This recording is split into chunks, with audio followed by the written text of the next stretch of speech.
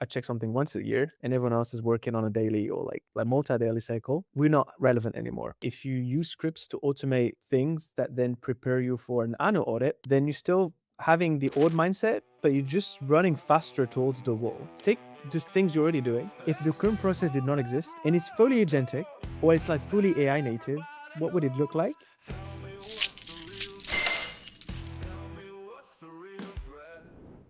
Hey everyone, welcome back to Threats, Pitfalls, and Risk Myths. And this week, I'm sitting down with Ayoub Fandi. He's the GRC Engineering Lead over at GitLab.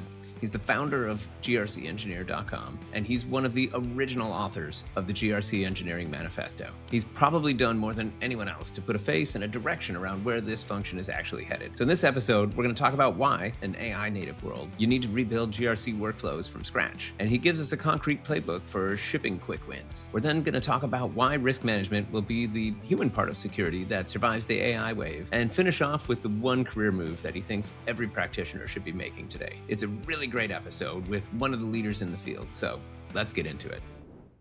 Hey everybody, and welcome back to Threats, Pitfalls, and Risk Myths, the TPRM Podcast. I'm so excited this week. We have Ayoub Fandi, but really excited to have you because I think you've been doing so much cool work for the past long while just on reshaping and rethinking what GRC is, like what is the foundational piece of that. And so really excited to dive into all of this and talk with you more on it. For sure. Very excited. Great to be on your podcast. It's you have a very packed list of guests you've had so far. The creme of the crop. So I'm trying to be at that level. Crevice is right here. This is very exciting. Looking forward to it. Perfect. Well, I mean, I think, maybe for people that haven't, hopefully most people have heard of the GRC engineering thing by now, but for people that haven't heard about it, do you want to just give the quick synopsis and rundown on GRC engineering? Yeah, for sure. So GRC engineering started kind of a organic movement. So the core thing is around something you can find on our website called grc.engineering. So it's like a manifesto where a bunch of practitioners kind of came together and thought, okay, you have the agile manifesto and you kind of Phoenix project for DevOps, how we could define what the future of GRC would look like. And that's the kind of genesis. So I started talking about it almost 3 years ago now. And for me, the frustration was, everyone is moving faster in AppSec and infrastructure security and all the different security domains. In GRC, we have the ceremonies, we have the audit, we have the risk assessment, and we have third-party risk management program, related to the name of this podcast. And I think the issue is we didn't have any change in velocity in our activities, even though anyone else that worked in security had to adapt. And for me, it was like, how can I make myself relevant and close to how the other areas of security have been shifting to stay relevant? Because at the end of the day, if I check something once a year and everyone else is working on a daily or like multi-daily cycle, we're not relevant anymore. So that was kind of the genesis. And one fun fact is I think almost everyone in the manifesto, there's like 8 people. They've never been auditors. They come from SecOps backgrounds, like very tangential backgrounds to traditional GRC. So it might be a reason why we kind of thought about those problems in a different way. Yeah, no, that's great because if you think about like the history of GRC, where all this came from, we had the original audits were, they were all done by like CPA audit firms. And I remember back in the day actually getting CPAs coming to audit us. And so a lot of the practices came from that. So it makes sense that, rethinking it is going to come from folks, with more of an engineering background and very much it's long overdue. It's interesting because, you have the GRC Engineering Manifesto, which I think is great. And people, if you haven't seen it, definitely should go and check that out. But what's interesting and what I'm noticing, and I think you've been writing about this as well, is people have sort of taken that and then, of course, twisted it a bit. And it's like, oh, we can automate controls. And then we're GRC engineers now. And I can only imagine that kind of makes you pull your hair out. Can you maybe talk a bit about, what's happening there and how that's sort of playing out? Yeah, so because I think I think it's probably the same for everything. Like DevOps was a movement, and then it ended up being like the CI/CD pipeline. Like it gets reduced to like its most common denominator that you can buy and do a POC about. And I think in the GRC space, it was like, okay, I can do a script in Python, and I can pull evidence that an S3 bucket is encrypted. I'm doing GRC engineering, and for me, the main issue here is like similar to other domains is the if we only think about specific technologies and implementations, like they might become irrelevant in the future, which means if we peg ourselves to them, then we'll also become irrelevant. So I'm more focused on the concept and the systems thinking related to GRC engineering, Hmm. because you can apply that using Cloud Code, Cursor, like just writing your own scripts in an IDE, or whatever, using an existing platform and just using the connectors and the plugins to pull the data. And for me, it's more about how you think through the problems in a different way. Because at the end of the day, if you use scripts to automate things that then prepare you for an annual audit, then you're still having the old mindset, but you're just running faster towards the wall. So you're using new tools to solve the wrong problems. And that's something I'm trying to avoid having too much of. So I'm trying to like it's still good, it's still better than when it was before, but I Yep. want to Yep. make sure we don't you lose the essence of what we're trying to achieve. Because now people are vibe coding and like doing all this stuff, you know. Yeah, it's like getting an answer, but asking the wrong question in the first place. Exactly. You always get an answer. Do I always get an answer? Yeah, and I think, I mean, one of the interesting things ends up being, up until maybe last year or, somewhat recently with the whole, coding agents thing, like a lot of this would be really intimidating if you've been in GRC or something for a long time. I mean, kind of the domain really well, risk management, but a lot of this stuff was just out of reach if you didn't have the skills to be, writing code, writing scripts, figuring out how to tie all this together. And now with Cloud Code and Cursor, like you said, it sort of democratizes a lot of that, all that advantage that someone else might have had from knowing how to write all of the pieces that would glue this together is available to everyone. And so now all of that domain knowledge about how things work, what's important in GRC actually is really valuable. And I think you touched on something interesting there, which is the systems thinking. And that really to me is what sets, people that are going to be great in this field apart from others, is understanding kind of the broader systems, how it interconnects, what are the goals, what's going to influence that. How do you think about that in the broader scheme of, I mean, you're kind of doing this over at GitLab. How do you think about systems engineering and tying that back to kind of running and building the GRC program? Yeah, it's a great question. I think like for me, the way I think about it is, all the just activities, they have an outcome related to them, right? When we test a Hmm. control, there's an objective. We do that because we want to verify if the specific risk we have, like this activity, is actually meaningfully reducing that risk. So that's why a control exists. Or when we assess a vendor, like the actual objective is to kind of determine the level of assurance we have on like those potential external people having access to our data and doing something on it and then something bad happening. And I think it's almost like you need to determine for each of the JARS activities the key primitives. So kind of like the input, like what goes into this process, how you actually process that data. So do you actually do a manual test, an automated test? Is it what do you expect at the end? Is it a true false? Is it like a narrative? And then who's going to consume this?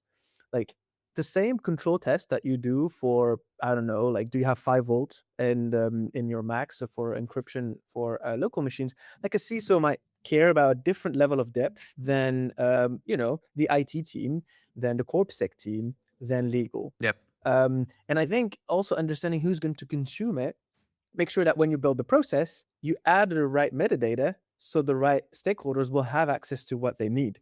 So I've always liked to like decompose the process into like the core building blocks, and then from that, I'm like, okay, if I can engineer properly, like what's the input, what's it looking like, the process and the output, it's very easy, or at least it's easier now to build that into reality using like AI assisted coding, because Hmm. now the bottleneck is the intent, is how good am I at describing in depth what I want, to then have the AI coding assistant build it for me. If I'm not clear what I want and I say automate evidence collection or like build me a dashboard about AWS, like, security health or whatever, I'll get something that I won't like because I didn't actually do the groundwork of doing the planning to understand in depth what I'm trying to achieve. And thinking about stakeholders and consumption and all those concepts, I think they really help. And I think in GRC, because a lot of our work is external driven, so the audit is on us. So we have like the walkthroughs and like the ceremonies, we have to share the populations and then they sample on it, all Yep. these, like it's almost like everyone defined the process for us. And I'm like, you should take back ownership, define your own process outside of this context, specific to your company, And then audit is an externality of the compliance process and the control testing process, and define it as such. So it's just one more stakeholder you have to ship information to in a specific format. But don't say I run compliance because I have to go through audits. Because at some point, like, we'll contract that part. At some point, it won't become the core objective of your GRC program. So you should build it in a way that is independent from just like the audit cycle. Yep. No, I love that. I mean, I think it's kind of like thinking in layers too, of like, where's the data, where's the source, where's your sources coming from?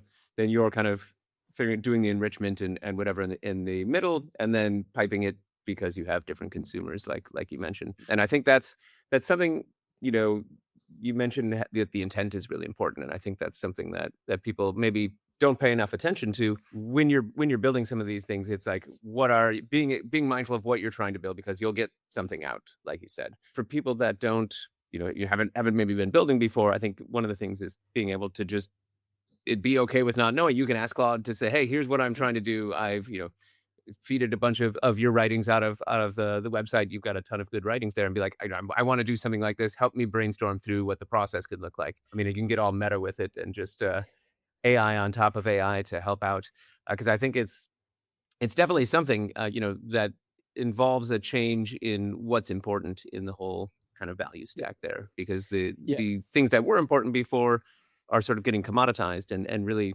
the things that people do have and know as GRC folks in their organizations is actually very valuable. It's just putting it to use in sort of some of these new ways. Exactly. I think it's empowering us to do more with the content and the kind of knowledge we've built.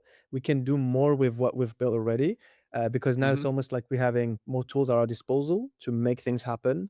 But it's just about being clear, and really driven by what kind of impact you want to have, and then how you translate that intent, which is something GRC natively is kind of good at, because you have to work with so many stakeholders outside security, like legal and like the sales side, etc. So we should have an unfair advantage. I don't know if we're flexing it enough, but we should be pretty good at doing that. No, I mean, that's an important call out, right? Because everybody's sort of afraid of thinking like AI is going to come for my job and whatever. And certainly it's going to be taking a lot of the tasks. But that's great, because that allows you to do your job better. Especially in a case like GRC, where, like you said, there's so many stakeholders, and so much of it is relationships and, kind of understanding the trade-offs and helping people kind of make those in smart ways, that this is something that can really open a lot of doors. It does seem like it's a bit of a mindset shift in another way, which is a lot of GRC teams and programs are kind of built around the audit, right? And it's built around sales enablement, less from the idea of we're managing risk really actively, and much more from the idea of, well, if we don't have a SOC 2, we can't sell. So your job is to make sure we have a SOC 2. So, I mean, how should people think about, kind of changing that mind share in their organizations? Because, it's probably deeply ingrained from, a decade or more of SOC 2 is in GRC is sales enablement. And people have sort of, in many cases, been resigned to that fact. Like, they don't even try to fight it at this point. Yeah, it's Before we go on with the discussion, I want to share something with you that I've been building for the last 9 months to solve the problem of awful security questionnaires. They're, of course, necessary for this sales process to communicate your security posture, but it's not really high leverage work. So we built TrustMind because we want people to get back to doing what matters, securing their platforms, or shoveling snow. Really, anything besides copy-pasting answers about your firewalls and antivirus signatures for the 33rd time. TrustMind is dead simple. Just upload a questionnaire in any format or point it at a web portal, and it comes back completed in minutes. Done. Ready to submit, but without the joys of 72 new questions appearing in a portal right before you're supposed to leave for dinner, just because you answered yes to a question that asked, do you use software? TrustMind is packed with advanced features like automated conflict detection, audit trails, adjustable tone, there's a voice mode, and even a customizable self-service portal for your customers to use, complete with a chat interface. TrustMind is built by and for practitioners, from people who care about the user experience and who have done hundreds of these for the world's largest companies. We want to save everyone from the pain and agony of having to explain for the 3rd time this month why you don't have tape backups that need to be moved offsite. With TrustMind, everyone gets free and unlimited Word and Excel questionnaire automation, plus a free portal every month, forever. No trial, no credit card, just pain-free living. If this resonates with you or someone you know, Head to trustmind.com and sign up for a free account now. All right, let's get back to the show. Yeah, it's a good question. I think so I think there's two sides to that story. I think there's a story that is told by people outside GRC, and then the story we like to tell ourselves. Because I think the issue is from the outside. Like if you think about the security org, they'll probably want a GRC team that is more active, more embedded, right? Because you often end up with like the key stakeholder that everyone in security cares about are the threat actors. And then the only team that doesn't care about threat actors is the GRC team, because technically, whatever the threat actors do, like we, talked about mythos and whatever, like whatever speed or velocity or like time to exploit, like it doesn't really change anything meaningful in the GRC team. It might be a new line in the risk register, but it doesn't meaningfully change how you control test and all these things. So I think the main issue is, as a GRC team, we should decouple ourselves from the audit process, even in the way we think about our program. And I think by being more threat driven, it helps, because the kind of controls you care about, like some of them, they don't really map well to new threats. And the only way to understand the new threats is to actually speak to the other security departments and what they're facing right now. If like people are shipping 100x more code every week, like how does CI work? Like we want to add like policy as code in the CI, and then the CI build takes 15 minutes, but we have to ship every 7 minutes or whatever. And there's new bottlenecks that come up in the way we thought about controls in the past. Like now some things might be breaking, but for us, we don't really see it. And that's where new shadow IT comes in and new process. And so I'm trying to rethink almost like GRC, a more like agentic first world and how it looks like. Yep. And I think for us, it's like really decoupling from like focusing so much on frameworks, right? Like we have like, like SOC 2 and ISO and all this. And I'm like, if you pick all the frameworks, like the underlying controls, which are the reality about your state, they're always the same. It's a different translation. And AI is very good at translation. So if you have one control that actually works, I can translate it back to PCI talk, to ISO talk, to SOC 2 talk. So it's like, stop just focus on doing like, I need a gap assessment for NIST, or I need this for that. Like it's like this, the audit, like some of those activities, I think they've been like used as a lot of like the meta work that we've been doing in GRC. And I think we need to change ourselves as GRC practitioners first, because if we don't, then we lose relevance for the other stakeholders. And I think for me, it's more on GRC to change versus the outside, because it's a very compelling story to say that SOC 2 helps to close deals, because then we can tie Which in does. customer trust. I mean, it's kind of table stakes at this point. Yeah, exactly. It does, and it's table stakes, exactly. So like, you're supposed to maintain it as you're supposed to maintain your driver's license, right? So it's like it's a license to operate, which means if you focus that as like the core value you bring into the business, it's like your business is being table stakes, which is not good, which is not something that you need to stay relevant. So in that case, you need to think about your impact above and beyond just like, we maintain certs so you can sell more, you can sell to new countries and new verticals. It's a way so the CISO can have more budget, like tie into the bottom line, but you should actually help them on the security side on top, because then if not, you just move to sales. You might be a solution architect, or you move to sales ops role. It's a different job. And if you want to stay in security, then you have to be relevant to the security org. That's my take. I think it could be a trap. You have to focus in too much on the customer trust side. Yeah, and I think, the nice thing about SOC 2 is it's very flexible, which is, of course, what everybody gets down on it for, because you can get a SOC 2 fairly easily if the folks at Delve read proof of that. I mean, on the other hand, it also, that flexibility in the right hands is super powerful, because you can do exactly what you're talking about, which is understanding the underlying risks, understanding how those impact the business or impact all the stakeholders. And I really love, what you talk about, which is understanding the business first, understanding the stakeholders, the problems they're facing, and then having the controls map to that, and then mapping that to whatever your compliance is, as opposed to starting from, oh, here I have NIST, we need to push all of this down. I mean, I think that's huge. And I know you wrote a bit about like someone who like actually ripped stuff out and was like, we don't need this. This isn't actually getting us anything.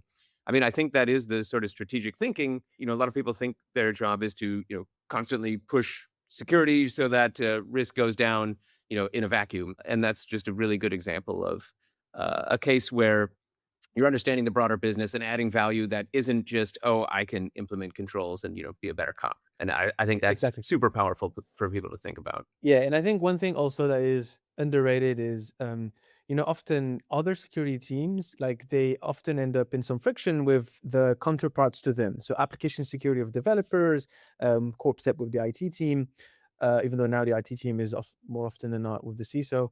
But like with the counterparts, often you can be more cynical about compliance and actually leverage compliance as a way to get some of those like key controls implemented that, and they maybe AppSec by themselves, they didn't have that weight, but with the weight of Mhm. compliance on top, that might be what tips the scale. And I think we should use those weights more strategically in that context so we create more rapport with the security org while also getting some of the stuff like actually shipped. And I think it's something that we underutilize, and I think something that often very welcome because we feel more as a team player to the overall outcomes of the security org, even though sometimes the way we use compliance in those contexts, they're not related to a specific control. It's not a specific framework, but it really helps if we had some, I don't know, security around the harness. It's not in any of the big frameworks, but it's probably good if we have like some, I don't know, some pre-commit hooks when people push code from the local machine and stuff like this. So it's also kind of thinking about how strategically we can use like the almost the might of compliance to be helpful to security Mhm. as a whole. Yeah, no, that's great. And I mean, I think, one of the things that I really love that you're thinking about and talking about is, getting back to the understanding the business problems first and understanding like kind of that base layer. Because I know like you've done stuff where you surveyed internal customers about their business problems. You didn't jump in and be like, hey, you guys need to have this control. Like we're gonna push this, and I don't care if you don't like it. NIST says we need it, but really just understanding, at kind of a more human level, but also just understanding their roles. What are they doing? What's eating their time? Where are you hitting friction? Because understanding that informs, what controls are going to be important. What do you need to take into consideration as you're designing and building these? Or maybe to the earlier point, to like what's in the controls right now that's actually causing a ton of downstream friction. And yeah, maybe it reduces risk some amount, but it's increasing the risk that we don't deliver features on time by a much larger amount because it's killing people here. What are things that people can do in their own orgs? I mean, I guess running similar surveys, but I mean, how do you see people best pushing that mindset shift when it comes to their own teams? Yeah, I think one good way is probably to something I really like. I did at GitLab a couple of times is like doing shadow programs. So I think Hmm. sometimes we think about our process in GRC as producers, but not consumers. So like a risk exception committee or a policy exception for an endpoint app or something like this. Like we actually built those process, but we never been through them because we actually built it for someone else. And I think Yep. when you shadow, like let's say you're a PM, you're a product manager for like a couple of weeks, and you see, okay, it's that tough to actually like prioritize like a fix that we needed to do for the last audit. And when you actually are in their shoes and work with their constraints, I think you have a lot more empathy. And I think it's something that we sometimes miss in GRC because we can have this kind of holier than thou because GRC is about implementing more control, reducing risk, having like security is good. More security is good and better. And I think when we think through the lens of the users and their own constraints, because we're good at thinking our own, but not the ones of others, I think it really helps because you're like, okay, I get it. Like, how can I work with them? How can I reduce the friction by starting from their own tooling instead of forcing them to log Hmm. into a GRC platform? How can I ensure that I do almost like an NPS score, so I understand like how they would enjoy sharing with someone else. I love working with my GRC team. Like these things they're doing has been like super helpful, low friction, and high impact. And where actually the friction was good because sometimes we need to have friction as a security team. Like it's Yep. never like smooth sailing. It is normal, but like picking when you have the friction, because then if when friction was unnecessary, you actually removed it, and then we actually when you actually needed to butt heads, we went with it respectfully, strong data backing your claims, and kind of understanding the broader spectrum of the business. It's more likely you get some kind of like middle ground found because they think you're coming from goodwill. They know that when you could, you made our job easier. And here you want to make our job harder, but it's probably for a good reason because your baseline is trying to make us more effective and more secure at the same time. So I think kind of changing that framing kind of really helps to find those win-wins. And then when you really need to push back, it's like crying wolf, right? If you're willing to push back, then they'll actually trust you. Yeah, yeah. I mean, I love two things that you had there. I mean, one is empathy. I mean, I think that is so underrated in security for all of the reasons you mentioned. It's very easy to just be like, I don't know, you need to kind of do this stuff because I said so, and not realizing the impact you have. The other thing is the whole NPS thing, because I've been doing this with my teams for like probably a decade now, and everyone always thought it Nice. is sort of crazy. But I like that was one of my main driving metrics is we would send out NPS surveys to the rest of the company, like, how likely would you be to recommend working with the AppSec team or with the GRC team or whatever? Because as an overarching metric, if everybody likes working with you, assumedly the engineers are saying that because you are working well with them and helping make things secure in a mindful way. Same with all the other teams. So I'm so happy. You're the only other person I think I've ever heard of that's doing that. Wow. So that's really great. I do love that. But yeah, I mean, the empathy thing is huge because, that's the sort of thing where the better you work with other teams, the better your teams work with other teams. I mean, the more secure you end up being because now people don't do the shadow IT thing. They come to you when they have problems, and they ask for help, things like that. So yeah, I definitely love hearing about other ways that people are doing similar things. When it comes to getting started with a lot of this stuff, I mean, it seems like a lot of what we're talking about is really nailing the workflow that these other teams have, understanding what their process is. I'm imagining that one of the big pitfalls that people end up having is, oh, well, we'll take AI on this stuff and, we can automate all of this, probably going back to the opening point, end up automating a bunch of things that maybe were the wrong question again. Is there kind of a more formal framework that you think of when it comes to how people should approach it? Or is it really just meet with the teams, understand what they're doing and kind of start there and build up from there? Yeah, I think I wrote about newsletter probably last year, kind of a framework. I think the way I think about it is you can slice it two ways. Is like it's like they have it with like the debt snowball method. Is like either you pick the highest interest debt or the smallest principal debt. So then Hmm. there's different effects. So if you pick the highest interest one, then you think about the biggest impact. So it could be the biggest principal, but also it's the biggest impact in terms of like it will take a lot of work to automate this process, but the outcome is crazy good. So it could be like, for example, doing a more quantified approach, doing risk assessments. So they might include like adding a layer of like CRQs, like maybe some Monte Carlo simulations in the assessment, but actually setting up the whole pipeline might take a couple of weeks or months, and to Yeah. fine tune everything, it might take time. Lower hanging fruit method is like, okay, I need one win, and then I'll leverage this win to kind of get resources or headcount or time or tokens to get more wins down the line. So that approach would be more like, okay, like but we use GitLab. Like a lot of the GRC platforms, they don't have strong GitLab integrations because we use GitLab also the way you would use Jira or Asana. Hmm. So okay, I built this small script that scraps some updates on the project settings to see if they're properly hardened, and then I push that back to the GRC platform. Like we transform the JSON and then we push it back as like a custom test. So I could do that in a couple of days. Technically, we win sometimes back during the audit, but it's like a POC. It showcases that I can do something that works, that provides value at a small Hmm. scale. And then you can just push that to GRC leadership above, depending on how big your org is, and just say, hey, like this is what I could do if you gave me more time. Because I think the issue with GRC is a lot of our work is the operational kind of activities. Yep. And you need to take a bit of a step back, think more strategically, and take some time to actually map things out to get the biggest outcome. But if you just nonstop in like audit cycle and like, firefighting, you won't Hmm. have the time to think through. So you kind of need to gain back some time. And sometimes doing quick win on the side is a good way to showcase what's possible.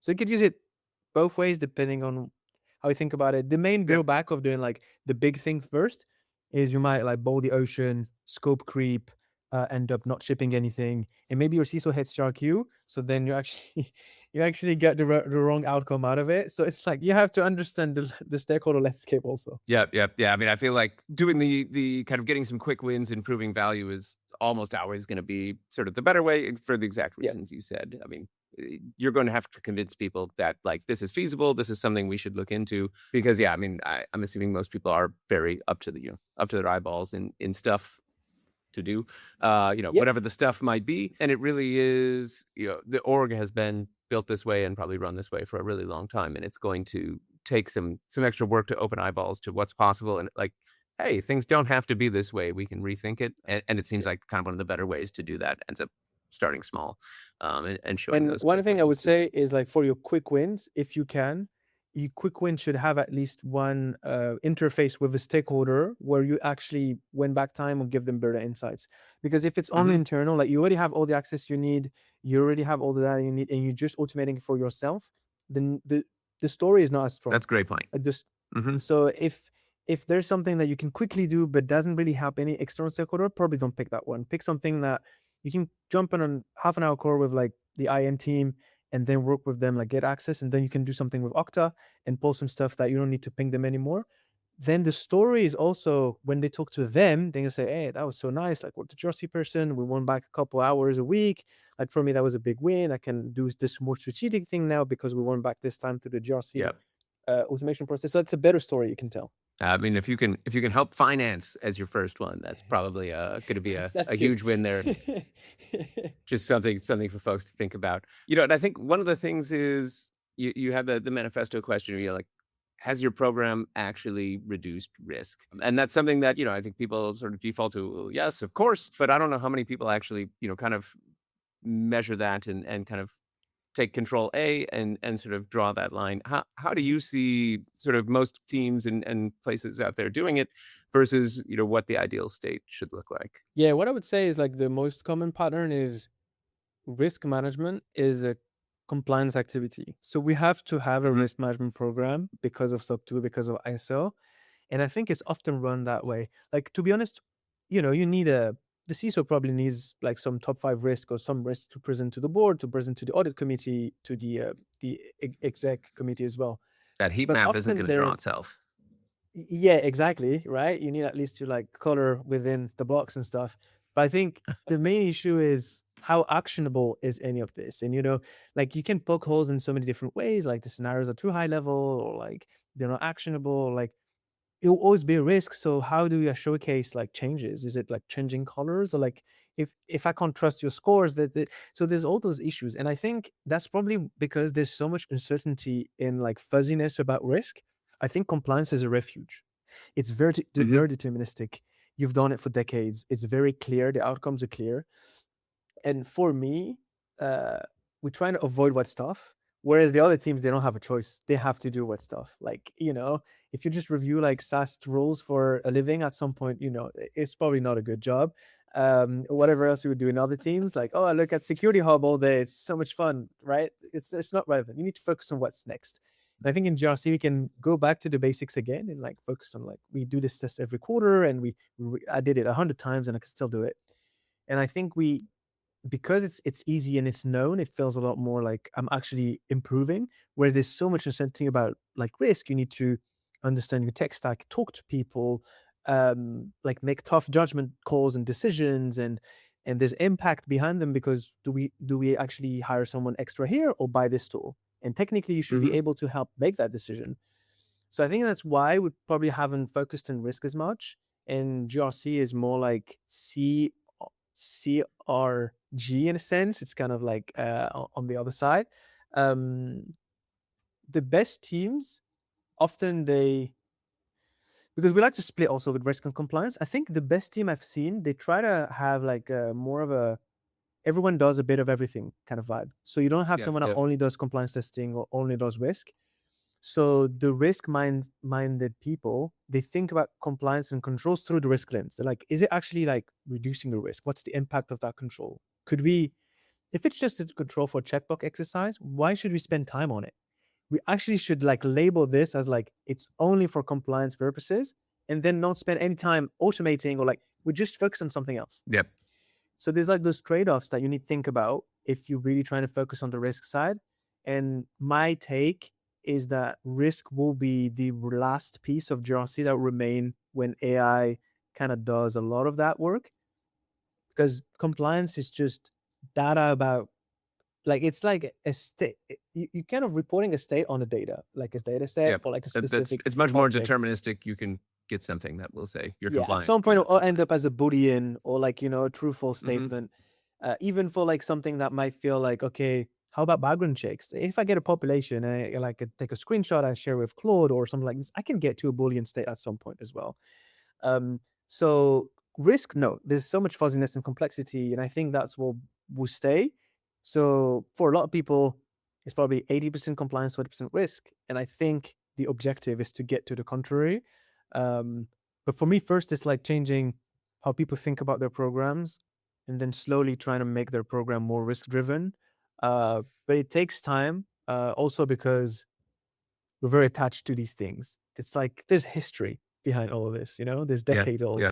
Done our best. But Takes how do you time. think about risk? Because many people have the whole, impact versus likelihood thing. And I think that's where, we all have problems kind of with it's like risk management or measurement really it ends up being sort of, it's just so fuzzy that, likelihood, what does Yeah. that mean? Or impact, it's all very relative. How do you think about, like how people should be measuring risk? And because if this is going to be where we're going to be focusing on, clearly figuring out how to measure that is going to be very important. But, what are your sort of thoughts on that? Yeah. For me, I'm like, there's this whole thing like, are you for quantification or against it? I'm more pragmatic. I'm like, the limitations that made quantification complex before is like you need to do a lot of number crunching and you need a lot of data. I think AI Hmm. collapsed a little bit of that work. It's pretty good at data analysis, basic SQL queries, and stuff like this. For me, it's more like the measurement is one part, but like the whole process of risk is like you identify and then you assess and then you Hmm. triage, then you make a decision. Do I transfer? Do I accept, etc.? And then you have to like monitor those risks. And I think across the different activities, like we have so much we could improve on. And people really get fixated on like qualitative versus quantitative or like heat maps Yep. versus like Monte Carlo. And I'm like, you can like mature your risk program in so many ways that do not like involve Those specifically things getting don't, like the into those chatbot mechanism bits. doesn't matter there. Yeah. Yeah, exactly. It's important, but I think if you can improve on the rest in the meantime or whatever, I think it's probably good. Like I like Tony Martin Vega just pushed his book from heat maps to histogram. So he used to run CRQ at Netflix. I kind of built the program there. Hmm. As someone I really like because he's not dogmatic about any of this, and he's very good at explaining the concepts. I think it's probably someone that I think could be a good resource. But overall, I would always say like, how can you improve on identification as well? Like, what do you use as levers? Do you just say like someone ad hoc Hmm. came in on Slack and told me X? Do you work with the ProdSec team and the other teams? It's almost like for me, the worst outcome for a risk program is when someone else in the security org, you have a shadow risk register that you don't know about, but that people actually use. It means that Yep. your own is probably not the best. So that's how because it often happens. Like you have a technical risk register that could have like some issues, some vulnerabilities, like a lot of things mixed up. Yep. Yep. And for me, it's like really like, are you actually helping decision making? Like Yep. when we That's the need to key make a piece. big decision about the program, do you actually come to the risk team and ask them for guidance and like to crunch some numbers or just like give more insights into, okay, I have 800K, where do I spend this money? Because technically that's the only thing that should matter. You're a decision support team, but if you're not involved or the decision happened and you never kind of like helped out or like help kind of like pick which was the right choice, then that's the core thing you need to solve. And sometimes it's like actually just talking more, like having more conversations, understanding Hmm. what gets the CISO to tick, what helps the CISO make decisions and how they've made decisions in the past. And those things are more human in nature, but you still have to do them. Like AI won't just like, query the CISO for stuff. You have to actually build those bridges. Well, I think that's great because it ties directly back to the intent that you're talking about, and getting the foundational pieces of, you have all the data, making sure you're getting the right numbers and the right sort of source things that are mapping to actually what's happening in the business, and then that upper layer of understanding who are your stakeholders, who are your consumers, because now you can adapt. Okay, if I understand how the CISO thinks, I understand how the CFO Yeah, thinks, and the head of engineering. How can I take what we have based on controls and help them make better decisions based on the analysis that we've done? And that is a thing that, AI can help you implement whatever you've come up with, but it's not going to come up with the right solution there. And I think that ends up being just really important for people to keep in mind that, like, this is where you're going to be adding a lot of value in an AI first world, and doubling down on that. Like, don't spend your time going to learn a bunch of Python or something. That probably is not best use of exactly. time, but doubling down on the things you already know and thinking about it in this broader new context. 100%. Yeah, and so, I mean, I think when it comes to that, are there things that you think about when you're talking to whether it's engineering, whether it's the CISO or finance or whatever about talking about risk and thinking about how they're going to interpret it. Like, how do you stop and think about, what's on their mind and how you translate that back as the stakeholder layer that we're talking about. I mean, what are things that you think about, questions you ask yourself, before you go into some of these meetings? Yeah, one way I think about it is, you always need like kind of like a observation period. Like you don't always like get into it and like do a survey or something like this. What I like to do is, like for example, let's pick a recent CISO I worked with. I was a couple levels removed from that person, but like one thing I always kept in the back of my head is when we do like a security quarterly or like security monthly, when like you had to have all hands with everyone in the security org. How does the CISO present the key milestones, the key objectives, and there's always like you can get so much context from how and what was presented. So often you have a lot of internal knowledge, even if like a security org is let's say 100 people, so pretty big security org. Like a lot of the behind the scenes stuff that happened during that quarter. When the Hmm. CISO presents internally to the security org in a certain way, over indexes on some things, completely forgets on purpose about other things, it tells you something about how they operate. And I think leveraging that when you talk to them, like for example, maybe there is a type of CISO that cares a lot about team dynamics and how people collaborate with one another. And another type of CISO that actually wants this team to be siloed from the other teams because of XYZ manager. And the way they handle like prioritization for this team is very different. Because that director has a specific role, and I think this whole like this tribal knowledge is different ways of talking about that thing.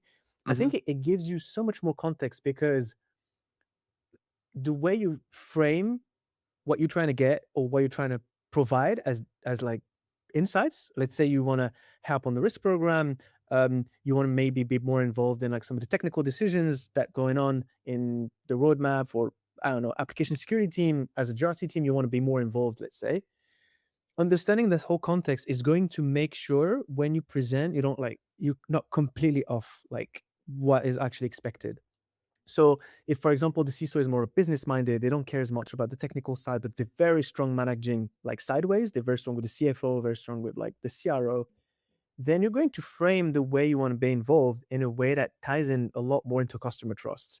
So you're going to Yeah, bring the yeah, numbers from Salesforce. You're going to bring all these things. If the CISO is like very deep in the tech, they're actually, kind of like part IC on the side as well. If you approach it the same way, you will get a very different look. Because they probably just say, "Yeah, that's fine." Like we say that for the external stuff, but internally, I don't care about this. I just say that because I need budget. And if you frame it the wrong way, then you're going to get the wrong signal out of that. And maybe on that, you focus more on the technical side. You're like, actually, we implemented those two controls in Wiz, and they do X, Y, Z, and it'll be super interesting because we helped InfoSec kind of like discover new attack pathways they didn't think about because it's related to yeah, a new like and then you're like, okay, I get it. Yeah, that's nice. Okay, so next time we can do a co-steering committee and like can have someone from GRC and someone from there, and you can help drive the roadmap. Like for me, it's like really all those like hidden signals that you can leverage to make sure you hit the nail on the head when you're trying to get like more involvement and more impact. Because then if it doesn't work out, you don't know why. And sometimes it's kind of like you sent the wrong signals, but you didn't know that you sent the wrong signals. yeah, yeah. Well, it gets back to your point about empathy and sort of the Yes. importance of that. Yes. It's really kind of understanding what's important to other people, how they might be perceiving the work you're doing, how the work you're doing relates to them, and sort of adapting based on that. Yeah, definitely an undervalued skill, I think. I mean, not even just GRC and not even security, but kind of more broadly in the world. So certainly something for people to keep in mind. I mean, I guess when it comes to I guess wrapping up here a little bit, what are some of the things that when it comes to GRC that are changing so fast? If we look in the last, I mean, it's been accelerating, of course, but then the last 6 months, I think, with the advent of going back to cloud code again, there's just so much that was not possible even a year ago.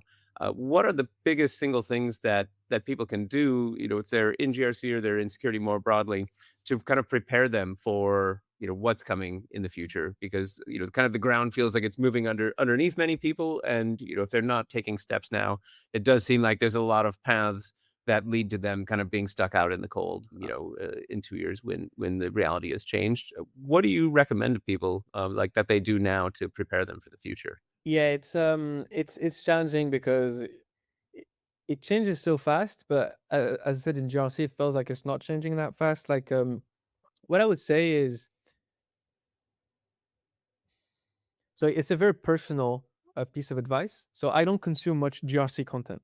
I produce GRC Hmm. content, but I consume content from like people in security, AI engineering, product, those areas, because they tell more about what's coming than the GRC echo chamber would tell. Um, Hmm. so what I would say is probably kind of broaden your horizon. Like I listen to a lot of like software engineering content. Um, Security, I would listen probably to people in the AI security space, and people working on those types of new problems as well. Um, because at the end of the day, like that's the frontier, which means it Yeah. will come to us at some point, maybe late if we're in GRC, but it will come to us at some point.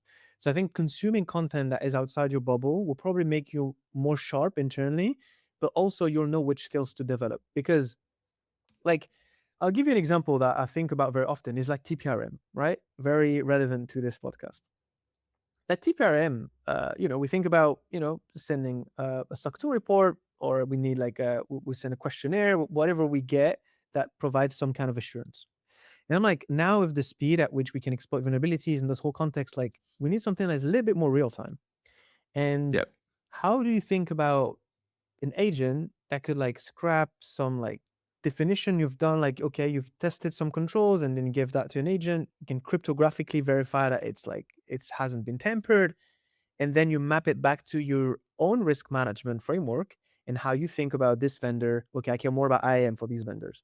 Okay, these ones I care a lot more about how they do data security at the row level, whatever. So then you specifically, you don't like, frameworks, they assess all controls at the same depth.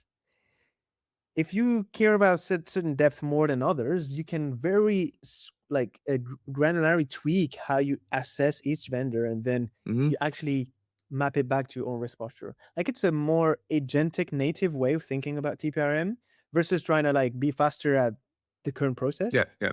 So for me, I'm like, take the things you're already doing, and if the current process did not exist and it's fully agentic or it's like fully AI native, what would it look like? And what would the impact and the scale and the insights that would get at that point, what would they be? Instead of trying to use AI and agents to make the current process faster, because it feels like faster horses. Yep. Yep. Um, so it's probably helpful. So knowing what's possible with AI is probably the best way to think about this, because then you know, okay, in this area, most likely things won't change in the next 6 months, whatever. It changes very quickly, but like at least you have a little bit more certainty. In other areas, you're like, oh my gosh, yeah, we could completely rebuild this from scratch. And I think it will be helpful to the security org because you'll have more interesting insights. And for your own career, I think you'll know where to double down your efforts to stay relevant or like more impactful in the future. Yeah, and I mean, I think that's hugely helpful for people. Talking to other folks about this, I mean, the biggest thing I tell them is just like, hey, you have to get hands on with the AI tooling and kind of rethink what's possible. Like your imagination ends up being kind of the biggest limit, and your ability to step back, like you were saying, and kind of rethink what the problem is and are we approaching it in the right way. And if that's not something you're used to doing, I mean, again, you can ask AI to help you with that and kind of step through, like brainstorm what are the tough questions you would ask me about this thing. Am I looking at it the right way? So I think that's super super helpful. Thank you so much for jumping on. This is such a great discussion. I love all the stuff you're writing, all the stuff you're saying. I mean, I think you're doing such good work there. Both writing is really great and interesting, so people should definitely be checking it out. But also, it's sharing that mindset that I think really needs to be spread far and wide, because it does help set people up for success in the future. So thanks a ton for jumping on. Of course, I had a blast. A great conversation, great questions as well. So yeah, looking forward to seeing where this movement go. And thanks for giving like an opportunity for me to share some thoughts and some hopefully some useful kind of tips for people. But yeah, exciting times. A bit scary, but exciting. Yep, that's probably the best way to sum it up. And for people to go find you, you have newsletter, you got the website. Any other cool projects you have going on? Yeah, for now it's mostly on LinkedIn. Yeah, grcengineer.com is a newsletter, and the podcast you can just type GRC Engineer on YouTube. Most likely you'll find it. I'm not as good as being consistent, probably not as good as you. Try to get better, but yeah, I have a couple of episodes. We won't talk about the 3-week gap I have here before this episode right now. So it's fine. Well, thanks again for joining, and thanks everybody for tuning in. Take care. Cheers. Thanks for listening to the TPRM podcast. If you enjoyed this conversation, make sure to subscribe and share it with a colleague. You can find more insights and resources over at tprmpodcast.com. And until next time, remember, trust nothing, verify most things, and keep building. That's it for this episode of the TPRM podcast. I'm Nate Lee. Thanks for joining me and my guest today. If you found this conversation valuable, please subscribe on your favorite podcast app, leave us a review, and share the episode with your peers and colleagues. For more resources and insights on building business-aligned security programs and managing vendor security, visit tprmpodcast.com and connect with me on LinkedIn. We'll see you next time.